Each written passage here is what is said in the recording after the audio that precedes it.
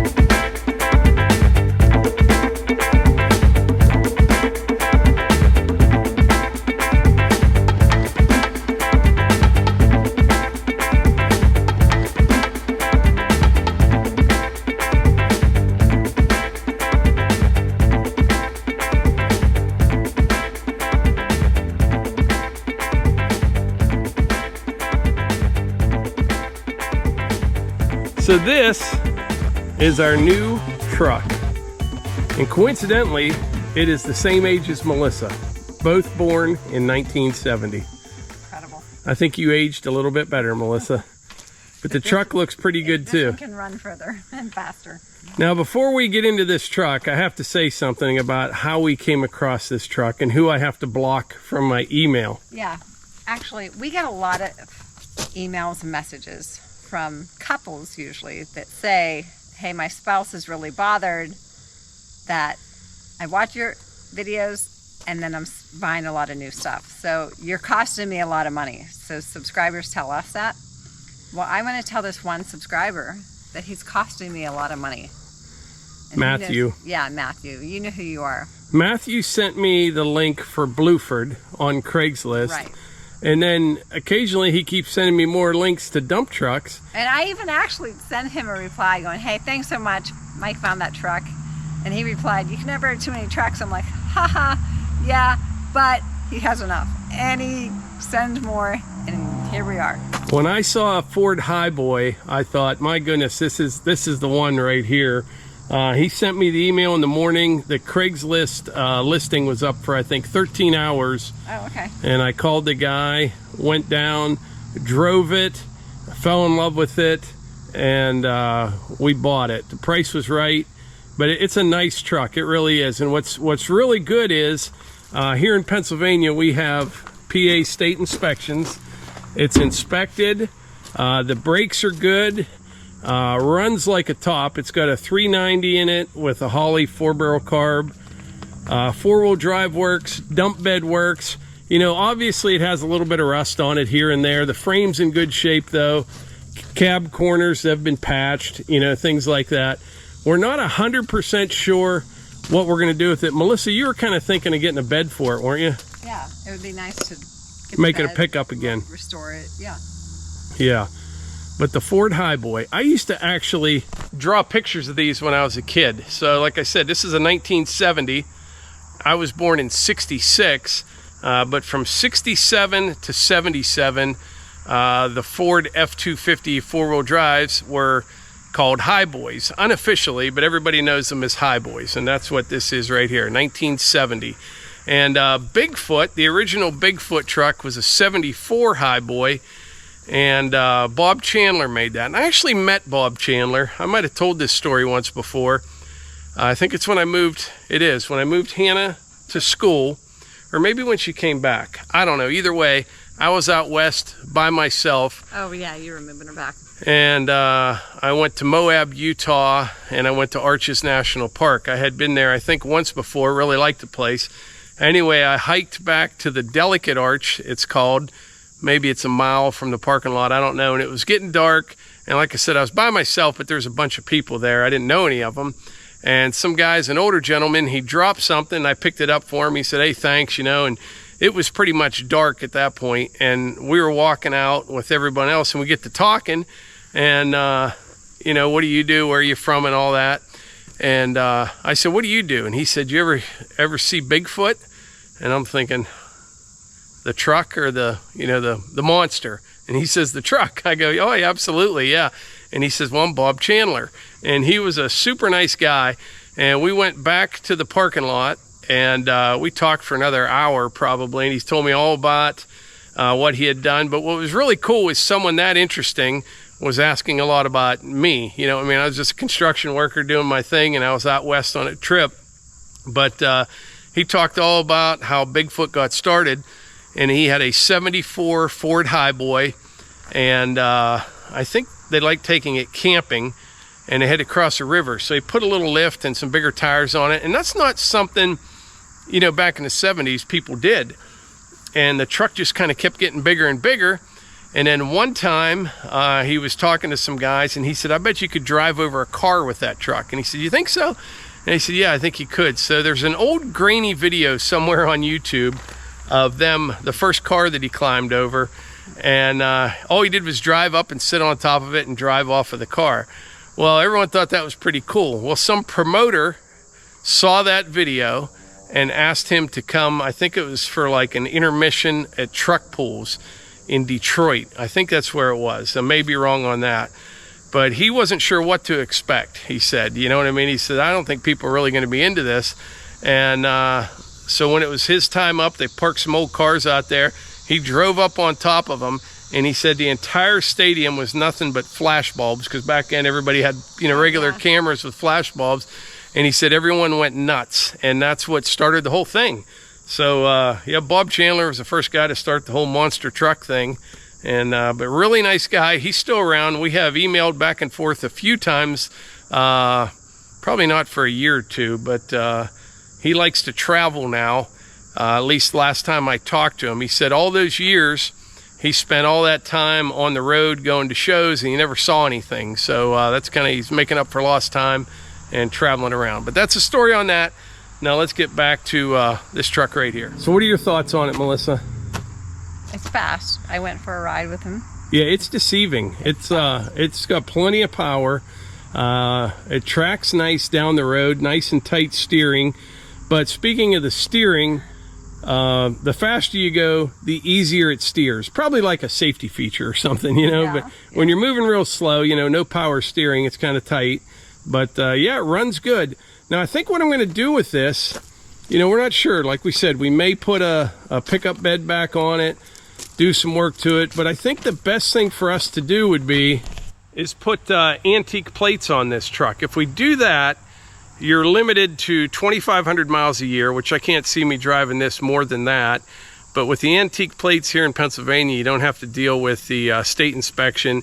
You don't have to deal with emissions, which in our county, we don't have the emissions thing anyway. But I think the antique plate may be a smart move for us. That way, if you've got something small or some problem, you don't have to fool with it. Now, I do think you're only allowed to drive it in daylight hours with antique plates. I'm not 100% sure on that. I'll have to do some more research on it, but she's a nice old truck. She really is. It's pretty. So from what I heard, I bought it from a guy outside of Pittsburgh, on the other side of Pittsburgh, and I was tempted to drive it home, and I just wasn't sure, driving through the city and everything. So I had my buddy Brian from Hook and Haul, one of his guys took a rollback down and got it. But after driving it, since we got it home, I could have driven this thing. Yeah, I wouldn't be afraid to take it on a trip. I mean, it runs great, but I just wasn't sure. I'm not a big fan of driving in the city anyway, but yeah, I should have just driven it home. I did not know that then. But the guy that I bought it from, he said that this came from a The previous owner bought it from a cemetery, and which is why it has a little dump bed on, and they had a plow set up on it as well. But it's only got 43,000 miles on it. But they did blow up the original engine. Probably a lot of idling at the cemetery, I imagine, in the wintertime or whatever. But it has a 390 in it with a 4-barrel Holly carb that they put in, according to the papers that I have, I think in 1976. I'm pretty sure it's 1976. But she runs strong. It only lasted 6 years when they blew the engine? Yeah, 6 years they blew the motor up. But yeah, there's 43,000 original miles. I'd get on my rotary telephone to Ford and be like... Yeah. Listen. Yeah. Even when you open and close the doors, it just brings back memories, doesn't it? Oh, absolutely. Okay, I have a funny story for you. This brings back memories. This door handle, and you have to punch it below to open it. But when we were kids, our family had a 4-door something. I can't remember what it was. It was like a mustard yellow color. I remember that. And we were coming home from my grandparents, and my brother had a $5 bill, and he said, "Watch, I could do a magic trick." And we're in the back seat. You know, seatbelts were kind of like optional. Yeah, nobody. So I'm climbing over top of him, going, "Okay, I want to watch." He goes, "No, you have to sit back. I could take this $5 bill, make it disappear, and then make it reappear." And he reaches out the window, and he tied it around the door handle and goes, "See, it's gone." And I'm like, "We'll make it reappear." He reaches himself out the window, unties it, and puts it back in. I'm like, "That's amazing. How'd you do that?" Except I didn't know how he did it. So I said, "Let me try." He goes, "Okay." So I go, "All right." $5, that's like $1,000 today. My family, my dad hit the brakes. And, you know, my brother said, "She threw it out the window." And I'm like, "Well, what did you do?" You know? And I learned a trick. But this handle, I looked at that handle when you brought this home, and I actually thought of my older brother and that memory and that story that he was, you know, 3 years older and a lot smarter, had this trick. I didn't know how it happened. So we did stop and go get the $5.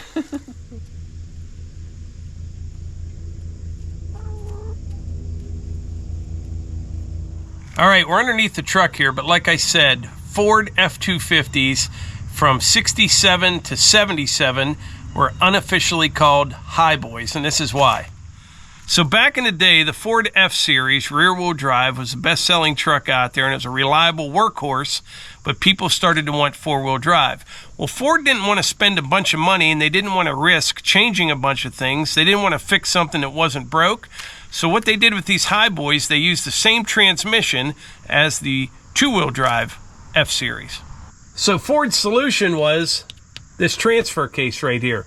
They call this a divorced transfer case. And the way it works, you've got a drive shaft coming from the transmission, nice little short one right there, into the transfer case.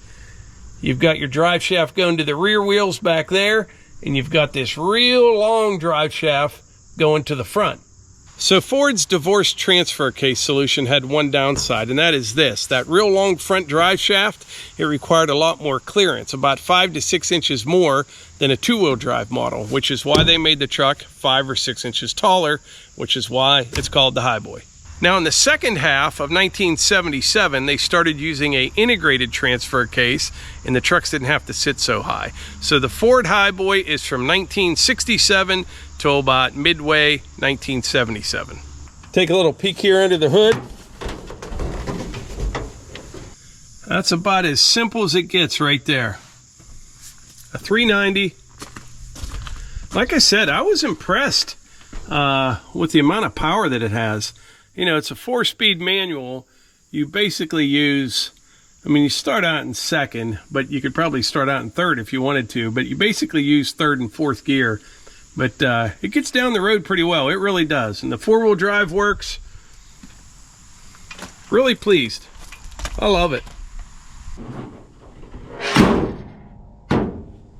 Now this dump bed on the truck, like I said, this came from a cemetery. That's what they use this for. I would love to find the takeoff bed, you know, before they put this one on. This does have a few holes in the bed. This is an easy fix right here. The outside of the bed, underneath it, it's all nice and tight. But right here on the floor, there's a few holes. But I'm not sure if we'll keep this on or not. I don't know yet. Maybe for a little while. All right, it was getting dark last night, so we're going to resume this video this morning here. Another beautiful day, by the way. But we're going to hop in her now, and I'll take you along for a ride.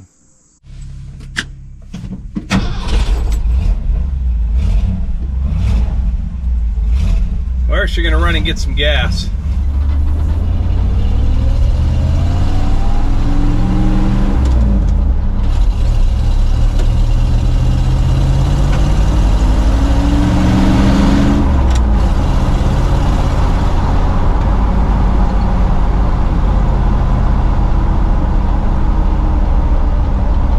Sounds great, runs great.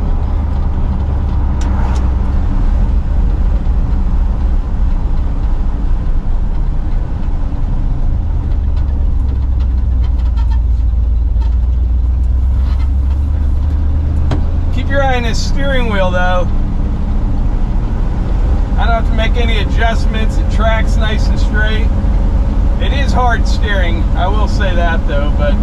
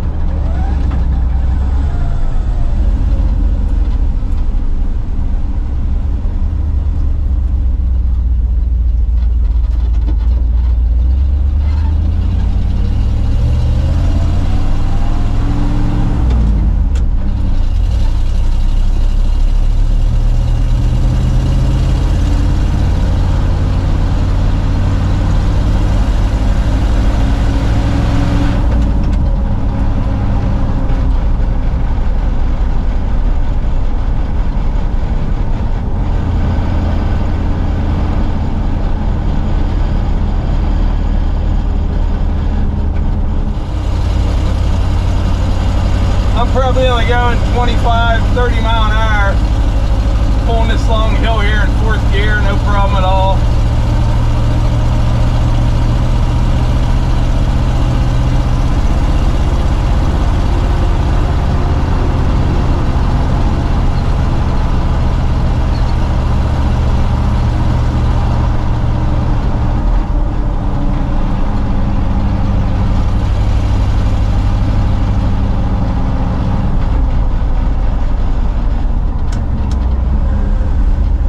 Call this turn right here Devil's Elbow. You'll see why. I think everywhere's got like a Devil's Elbow. But in the wintertime, there's always 3 or 4 people piled up on this turn right here. Usually run into this bank right here to the left. But it's real steep and windy.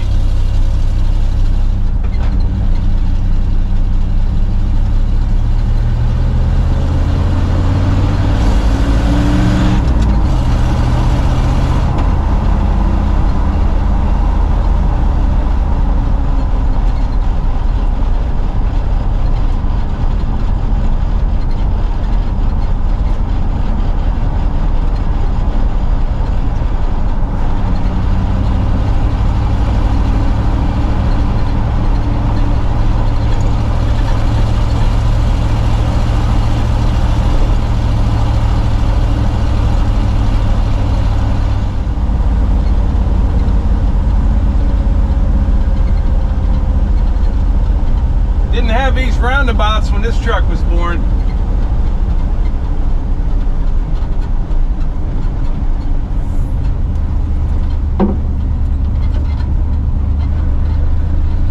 Now I know why.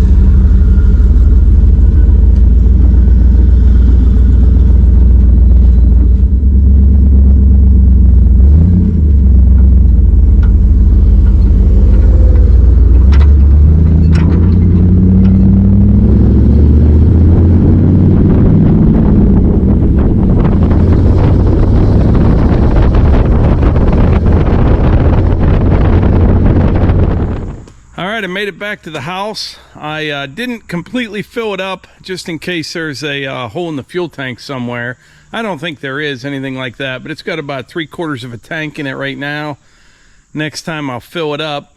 But surprisingly, everything works on this truck. I mean, the fuel gauge works, even the interior light works, parking brake, you know, the turn signals, headlights, brake lights, and it runs strong. It does. I think what I'm going to do now is just give it a quick little bath here. You don't want to go too far though, because you can see the original green paint right here. But I'm going to hit it with that foam cannon, see if we can get some of this chalkiness off of it. Just a little test.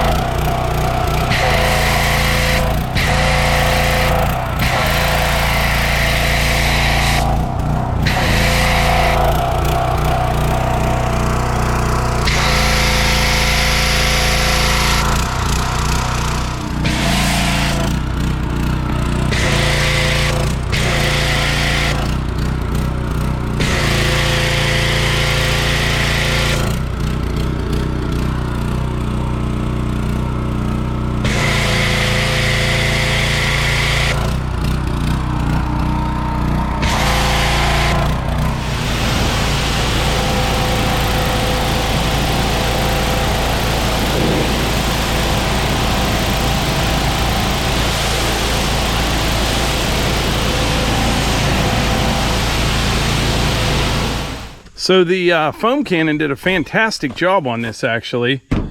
A little tip though, if you're using one of these, it works best if you wash it in the shade so it doesn't dry too quick.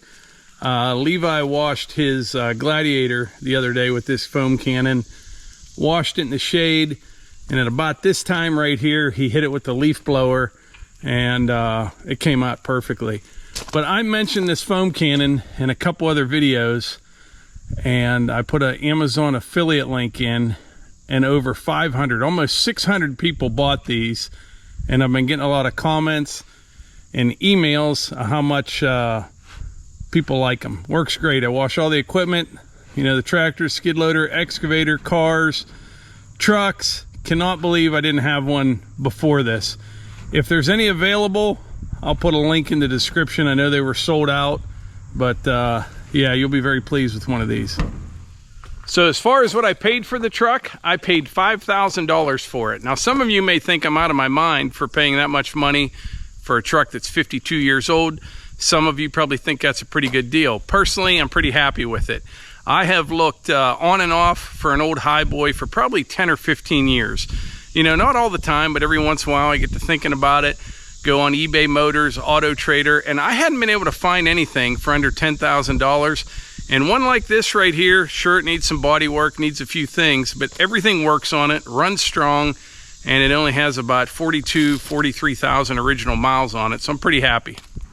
Now this truck right here, this is my 2019 F-150 Lariat, and the big difference, there's several differences obviously between these two trucks. This one is way more comfortable, way more creature comforts obviously.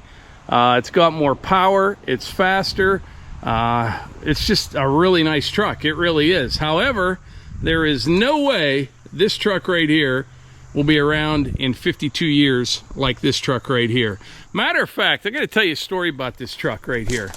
This is kind of disappointing. I don't know if I mentioned this before. This tail light right here, it wasn't working. You know, the brake light was working, turn signal working, all that, but your running light was not working. I can't change it. You know, you think you just change a bulb. Well, they're LED. They've got that radar sensing stuff, so if someone's pulling up beside you, it lights up in your mirror. There's a whole lot going on in here.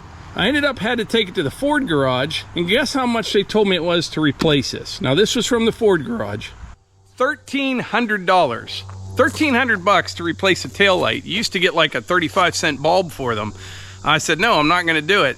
He said, well, you're going to have to. I said, the way I see it, I could get 12 tickets for $100 each for not having a tail light, and I'd still be $100 ahead of the game. So I left, I started looking around online, and then last week it started working again. So I'm not gonna worry about it.